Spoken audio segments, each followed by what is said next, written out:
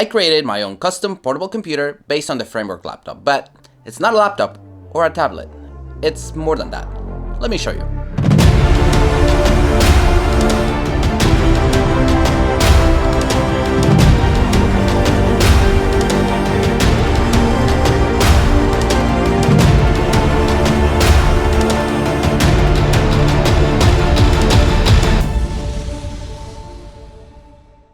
The way I see it, it's more of an all-in-one that you can take anywhere. Kind of like an iMac that's portable. As far as construction, the chassis and the stand are aluminum. The middle parts are 3D printed, and they have embedded magnets to hold accessories. All of this is sandwiched together between the covers, which are made of black and transparent plexiglass, which I actually really like. The transparent back wasn't part of the original design, but I had some clear acrylic that I was using to make notes about design changes and whatnot. And at some point, I realized that it might look cool on the final version, and it does. It's similar to a Dbrand sticky wrap, but for real, and it turned out to be the thing that gets comments from random people at coffee shops, and even a TSA officer at the airport. But at this point, you might be wondering, why not just get a regular laptop? Last year, I had more travel than usual, and that made me realize two things. The first one is that the best way for me to spend time on an airplane is on a computer. I've used my iPad in the past, which is great for movies, videos, and some games, but I get bored of that after a while. On a computer, I can also code, play my regular games, write, and barely notice how much time has gone by. I spend most of my day on the computer anyway, so what's the difference if I'm in the air? Well, I'll tell you what the difference is, because that leads me to the second thing I noticed. And that's that using a laptop in an airplane kinda sucks.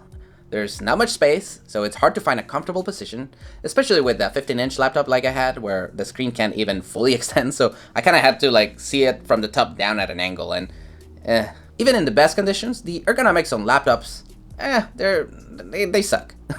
The screen is too low, and the keyboards, they don't necessarily suck, but you're stuck to the one that came with your laptop. And if you don't like it, or you're like me and can't use a regular keyboard for an extended period of time without pain, you have to carry an external one and work around the original keyboard. But what's the alternative? You can't just design your own portable computer, or can you? Enter Framework. They're a recent company that makes laptops that are repairable and upgradable, and that means they also sell all the parts individually so that you can repair your laptop. Or in my case, use those parts to create a new computer altogether. I actually had a pre-order for their 16-inch laptop, but after all the travel last year, I started thinking that laptops in general might just not be the best form factor for me. My design is a bit different. I know I didn't reinvent tablets or two-in-ones. Like I mentioned earlier, I see this more as a portable iMac with Windows and Linux. My wife calls it the Flying Lotus, and I think the name fits perfectly. But while the Flying Lotus name fits perfectly, the Flying Lotus computer is not a perfect fit for everybody. As with anything, there are trade-offs, so let me go over them and why they're worth it for me. And the first one is that this computer is not very lappable. I mean, it's designed to be used on a surface or mounted somewhere, not on top of my lap. So the classic clamshell design of laptops is hard to beat in that area. I mean, it's even in the name. However, in return, I do get a much more versatile mounting system. I made a portable stand that's easy to carry, and it allows the computer to sit on a desk at a much more ergonomic height in both landscape and portrait mode. So while I'm sacrificing its usefulness on a lap, which I don't use anyway really, I get a much better experience on desks and tables that just happen to be away from home. I also included these holes and tabs that allow it to be hung from many places without a mount. It could be a car or airplane seat, or a pegboard, or a rack, or I don't know, anywhere that you can hook something from. The second trade-off is that, since it doesn't have an integrated keyboard or trackpad, I do need to carry something to control it. This is by design, of course, because in return, I get to select any keyboard I want without having to awkwardly work around the one that's attached to the laptop. Like I mentioned earlier, I unfortunately get finger and wrist pain when I use regular keyboards for too long, so I generally use this split ergonomic keyboard from Digma, combined with a mouse or trackpad or pen tablet, depending on what I'm doing. But when I won't be typing for long, I just carry a more portable keyboard touchpad combo. And I even found this little guy for when space is limited and I don't need a full keyboard like when I'm only watching videos or I'm gaming with a controller. If I could use a regular keyboard all the time, I would have a lot more options, and I would probably just carry the Lenovo keyboard with the integrated track point and call it a day. Some people swear by it, and it already includes the track point, so I wouldn't need a mouse for some basic tasks. The fact that the keyboard is not attached also gives me the extra advantage that I can set the screen in more comfortable locations, even without the stand. For example, on airplane seats that have a tablet mount, the screen rests at a much more comfortable height, and it leaves the tray just for the keyboard. Or if I'm just playing with a controller, I can tuck away the table and just rest the controller on my lap. Another trade-off is that I left out some components from the original Framework laptop, and those are the webcam, the speakers, and the fingerprint reader. The webcam and speakers I just don't use enough, so I didn't want to add the weight and size. I can always connect a USB webcam or external speakers if there's a special occasion, and I did include the headphone jack just in case, but in reality I almost always have Bluetooth headphones, and if I really need it more permanently, I can redesign the case again and just buy the pieces. They probably wouldn't be that hard to integrate, I would just have to add a bit more space to the bezels. As for the fingerprint reader, I did want to include it, but the way it's designed, it connects to the mainboard through the keyboard, and since I didn't include the keyboard, well, no fingerprint reader. So it would have been nice, but I can live without it. The last trade-off I can think of is that it's a little less portable than a laptop, and I mean it's chunkier for sure, but hasn't really been a problem. And that's me coming from the thinnest generation of the MacBook Pro, the one with the impossibly thin keyboard. For this, most of the thickness comes from this air vent that I added, and my original plan was just to mount the screen right against the main board and make a cutout in the back to let the air in. It was a bit of a tough decision actually, but I ended up adding this vent so I don't have to worry as much about blocking all the airflow if the back is leaning against a wall, a seat, or surface. And there's also less chance of debris making it into the fan, and the extra thickness gave me some extra space to include the receptacles for the stand in a way that's secure and not very intrusive. There are some 2-in-1s that are thinner, and there are some really cool ones, but the problem was that they tend to be more expensive, slower, or both in a lot of cases. Plus, the ergonomics and mounting options are not the same, and even compared to regular laptops, they tend to be less repairable and less upgradable. Let's go over the cost. Obviously, it depends a lot on the components that you pick.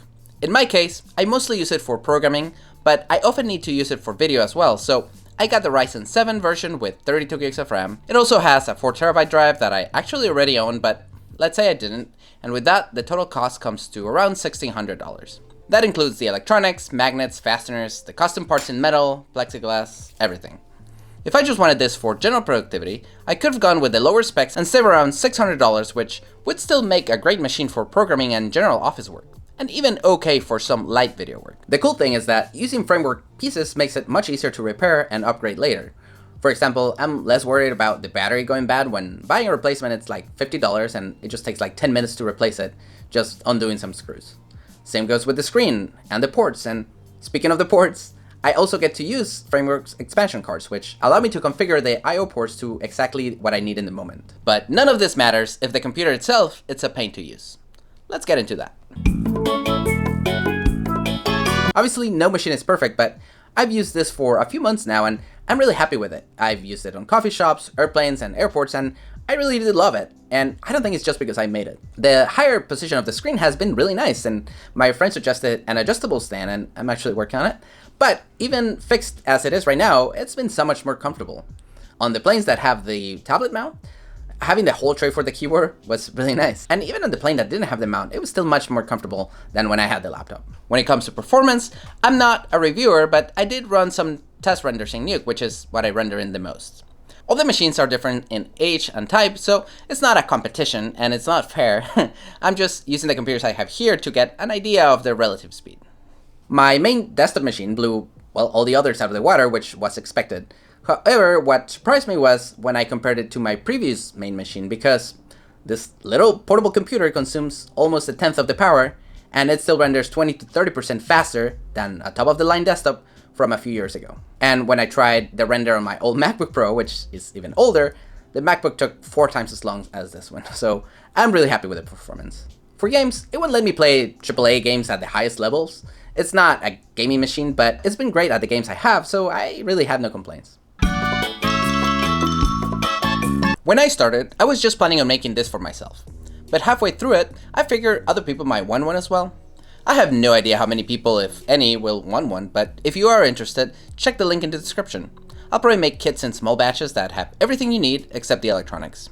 That way you can either convert your Framework laptop or buy the parts from them to make one from scratch. I will make a guide on how to put everything together, but thanks to how Framework designed the components, it's actually pretty easy. It's mostly just screwing the mainboard, battery, and screen, and then plugging them together.